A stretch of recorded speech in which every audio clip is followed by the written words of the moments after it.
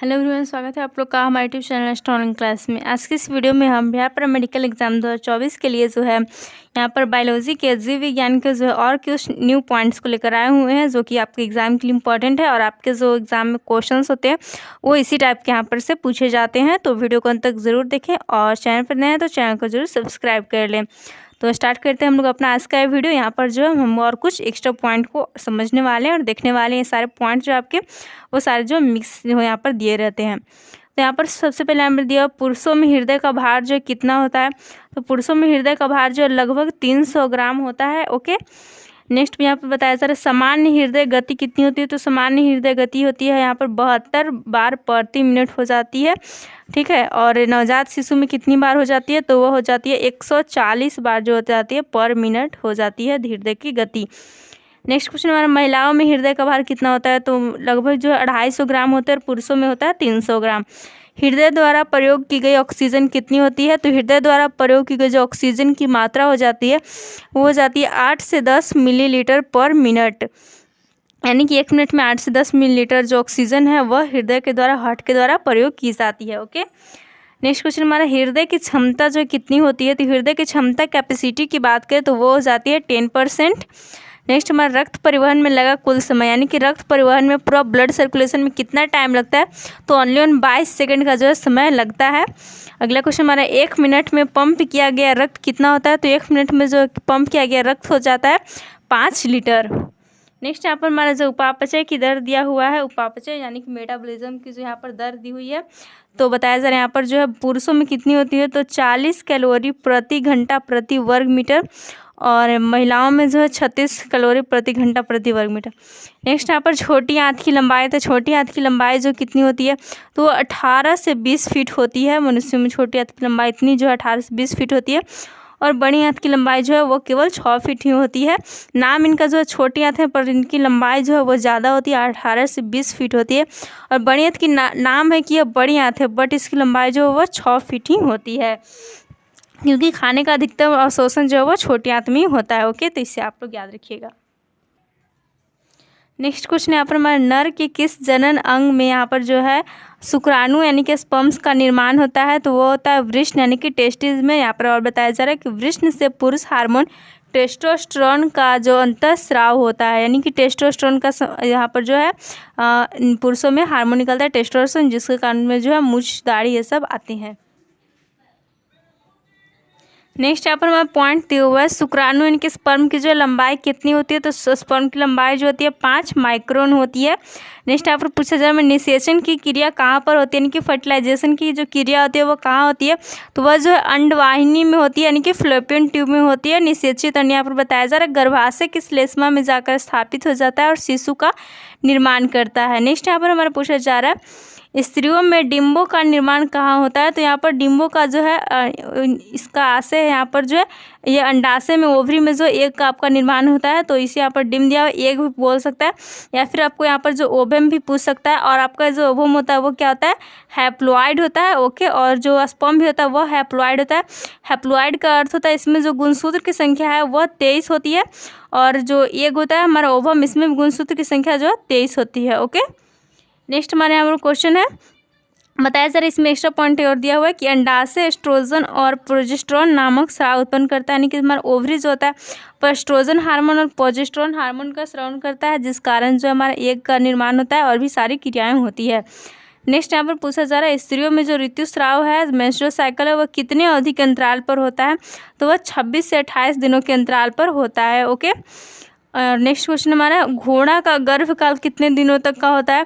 तो घोड़ा का गर्भकाल यानी कि गेस्टेशन पीरियड कितने दिन का होता है। तो वो होता है 340 दिनों का। और भी हमारे यहाँ पर जो है कुछ जंतुओं का गर्भकाल गेस्टेशन पीरियड दिया हुआ है, तो उससे हम लोग देखते हैं। तो देख सकते हैं यहाँ पर सबसे पहले जो भैंस का दिया हुआ है, तो भैंस का जो गर्भकाल होता है वो हो जाता है 310 से 330 दिनों तक, यानी कितने दिन तक वह जो है अपने बच्चे को अपने पेट में रखता है। नेक्स्ट यहाँ पर हमारा जो है अंडाशय में रखता है। नेक्स्ट है बिल्ली का जो गेस्टेशन पीरियड हो जाता है वह 50 दिनों का होता है। बकरी की बात करें तो 150 दिनों का हो जाता है। खरहा यानी कि खरगोश का कितना होता है, तो वो 28 से 35 दिन होता है। और सीआर का क्या होता है, तो सीआर का जो है वह 63 दिन का हो जाता है गेस्टेशन पीरियड।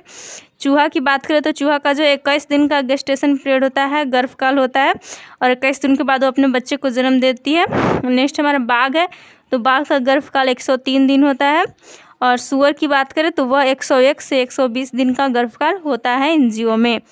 तो यहाँ से भी आप लोग को जो है एक बार आप लोग को देख लेना है, इससे जो है क्वेश्चंस में भी आ सकते हैं। और जो मनुष्य का गेस्टेशन पीरियड हो जाता है वो हो जाता है 9 मंथ्स। ओके, नेक्स्ट क्वेश्चन यहाँ पर हमारा एमनियोसेंटेसिस किसके द्वारा जो है, इसके द्वारा किसका परीक्षण होता है। तो एमनियोसेंटेसिस जो हमारा एक टेस्ट होता है, जांच होता है, जिसके द्वारा गर्भ में शिशु की जो है पहचान किया जाता है। किससे? इसे जो है गर्भ में शिशु के जो चारों ओर क्या पाया जाता है, वो पाया जाता है एमनियोटिक फ्लूइड। एमनियोटिक फ्लूइड को जो है बाहर निकाल कर उससे जो है गर्भ में शिशु की पहचान किया जाता है। नेक्स्ट हमारा वंश परंपरा तथा विकास किसके द्वारा तय होता है। तो वंश परंपरा और विकास जो है यह जीन के द्वारा तय होता है। नेक्स्ट क्वेश्चन हमारा पुरुषों में पुरुषत्व के लिए कौन सा गुणसूत्रीय संयोजन उत्तरदायी है। तो पुरुषों में जो है गुणसूत्र की बात करें क्रोमोसोम, तो वह जो XY पाया जाता है। ओके, नेक्स्ट यहाँ पर हमारा क्वेश्चन है गर्भाशय में शिशु के विकास की जानकारी के लिए किसका प्रयोग होता है। तो शिशु के जो डेवलपमेंट की जानकारी के लिए यहाँ पर अल्ट्रासाउंड का यूज़ किया जाता है।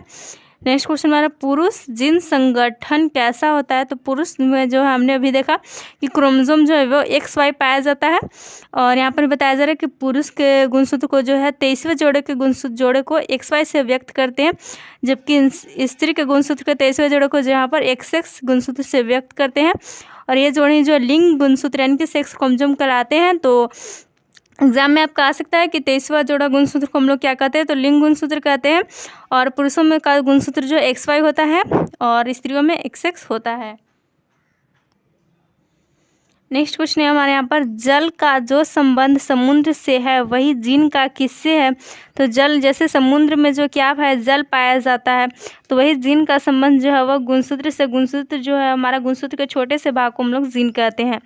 नेक्स्ट यहाँ पर हमारा भ्रूणीय वृद्धि को मापने वाली तकनीक कौन सी है, यानी कि जो एम्ब्रियो का डेवलपमेंट होता है, गर्भ के अंदर शिशु का विकास होता है, तो इसको मापने वाली टेक्निक कौन सी है। तो यह अल्ट्रासोनिक है। नेक्स्ट हमारा जीन चिकित्सा में त्रुटिपूर्ण जीन के कार्य को ठीक करने हेतु क्या किया जाता है। तो जीन थेरेपी जो होता है इसमें एक गलत जीन को जो है कार्य को ठीक करने के लिए पूरे त्रुटिपूर्ण जीन को सही जीन में बदला जाता है, यानी कि उस जीन को ही जो बाहर निकाल कर उसकी जगह दूसरे जीन को जो है स्वस्थ जीन को डाला जाता है, जिससे कि सारे जो जीन के द्वारा जो भी कार्य नियंत्रित होता है हमारे शरीर के अंदर वह जो है अच्छी तरह से नियंत्रित हो सके। नेक्स्ट क्वेश्चन यहाँ पर गर्भाशय में मानव भ्रूण जो है वह किस द्रव में तैरता रहता है। तो अभी हमने देखा कि गर्भाशय में जो मानव भ्रूण है, मनुष्य का जो एम्ब्रियो होता है छोटा, वह है एमनियोटिक जो द्रव होता है, एमनियोटिक फ्लूइड उसमें तैरता रहता है। नेक्स्ट यहाँ पर क्वेश्चन है हमारा भ्रूण के विकास के लिए किस अंग के द्वारा खाद की पूर्ति की जाती है। तो जो बीजांडासन से यानी कि जो पौधों में भ्रूण के विकास के लिए एम्ब्रियो के डेवलपमेंट के लिए जो है बीजांडासन से खाद की पूर्ति की जाती है, खाद्य पदार्थों की।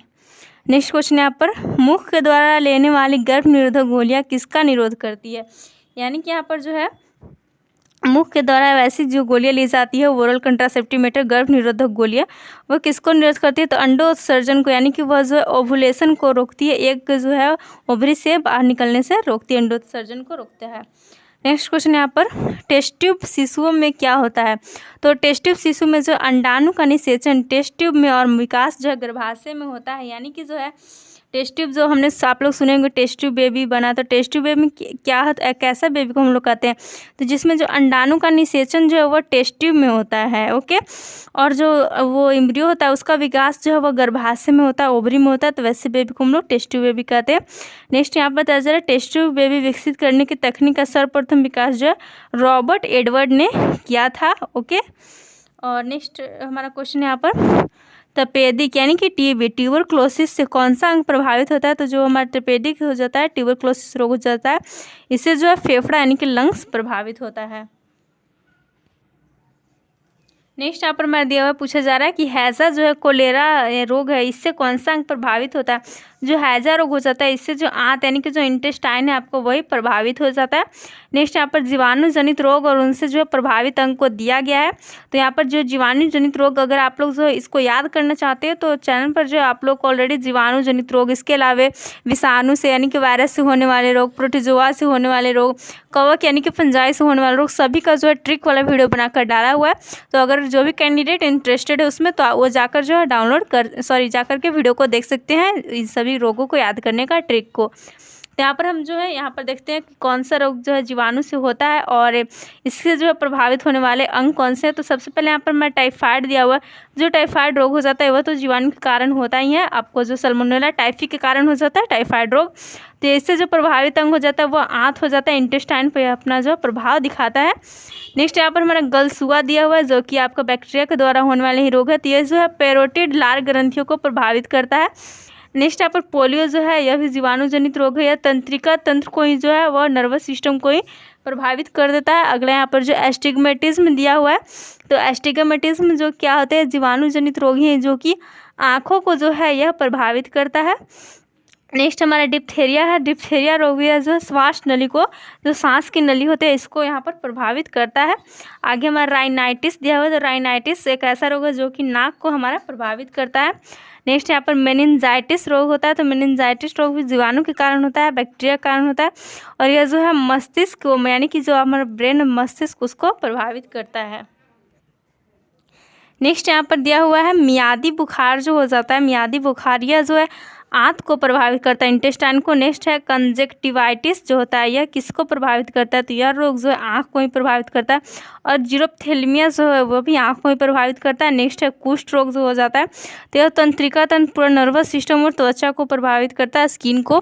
नेक्स्ट सिफिलिस जो हो जाता है, यह सिफिलिस गोनेरिया जो दिया हुआ है, ये सारे जो है ये जो है सेक्सुअली ट्रांसमिटेड डिजीज है। तो सिफिलिस जो है यह प्रभावित करता है सीसन को, मस्तिष्क को और तंत्रिका तंत्र एंड नर्वस सिस्टम को। नेक्स्ट गोनेरिया जो है यह मूत्र मार्ग को प्रभावित करता है। नेक्स्ट हमारे यहाँ पर निमोनिया दिया हुआ है। तो निमोनिया भी जीवाणु जनित जो रोग है और यह हो जाता है यहाँ पर जो इसका प्रभावित अंग हो जाता है फेफड़ा यानी कि लंग्स को यहाँ पर प्रभावित करता है। नेक्स्ट यहाँ पर हमारा काली खांसी दिया हुआ है। तो काली खांसी श्वसन तंत्र को, पूरा का पूरा रेस्पिरेटरी सिस्टम को प्रभावित करता है। और नेक्स्ट टेटनस जो है, तो टेटनस आपका जो तंत्रिका तंत्र यानी कि नर्वस सिस्टम और मांसपेशियों को प्रभावित करता है। तो आज हमने जीवाणु जनित रोग और उनसे प्रभावित अंग को देख लिया, विभिन्न जंतुओं के गर्भकाल यानी कि गेस्टेशन पीरियड को देखा। इसके अलावा जो है मनुष्य में, स्त्री और पुरुष में जो होने वाले हार्मोन इन सभी को भी देखा है। तो आप लोग को आज का वीडियो पसंद आया तो वीडियो को लाइक करें, दोस्तों के साथ शेयर करें और इन सभी को जो है जरूर याद कर लें। वीडियो थोड़ा लॉन्ग गया इसलिए यहीं पर समाप्त किया जाता है। और अगर चैनल पर नए हैं तो चैनल को जरूर सब्सक्राइब कर लें। Thanks for watching.